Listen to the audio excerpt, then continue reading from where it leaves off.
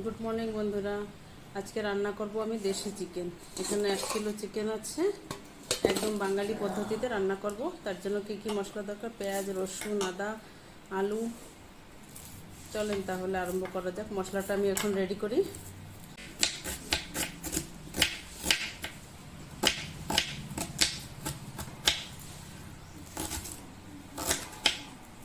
আমার কাটা রেডি।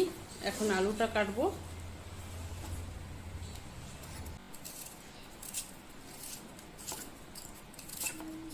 এখন আলু কাটছি।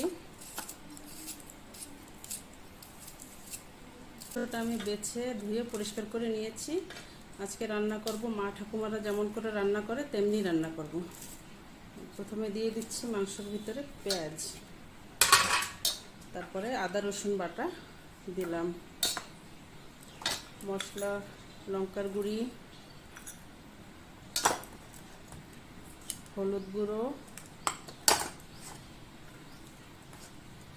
লবণ, ধনিয়া জিরার গুঁড়ো আর কাঁচা সরষের তেল সব দিয়ে সুন্দর করে আমি মাখিয়ে নেব। কত সুন্দর করে মাখানো হয়ে গেছে। এখন এটাকে আমি রেস্টে রেখে দেবো আধা ঘন্টা।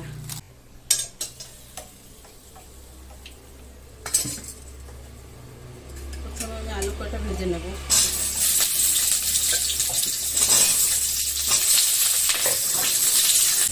আলুগুলো ভাজা হয়ে গেছে, এখন উঠিয়ে রাখবো।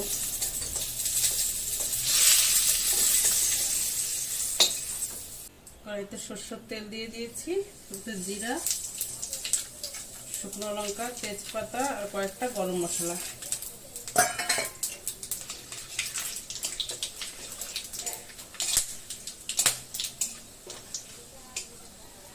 দিয়ে দেবো মাখায় রাখা মাংসটা।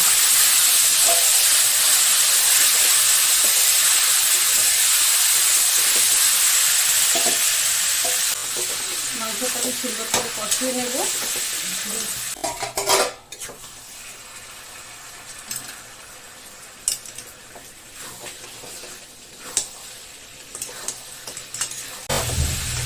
মাংসটা সুন্দর কষানো হয়েছে, এখন আলুগুলো দিয়ে দেবো।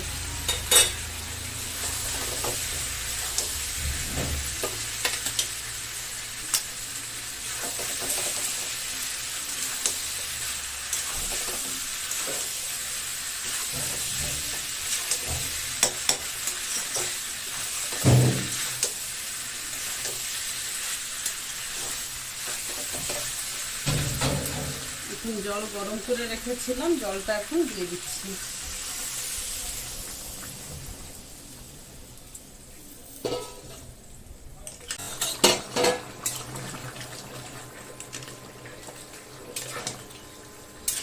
দেশি মুরগির মাংস তো একটু টাইম লাগে সিদ্ধ হতে। হয়ে গেছে সিদ্ধ, তাই হয়ে গেছে। এখন একটু গরম মশলা দিয়ে দেবো।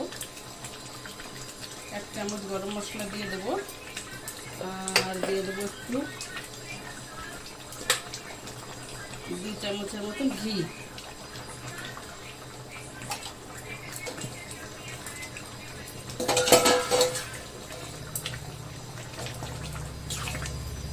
আর 2 মিনিট ঢাকা রেখে তারপরে বন্ধ করে দেবো।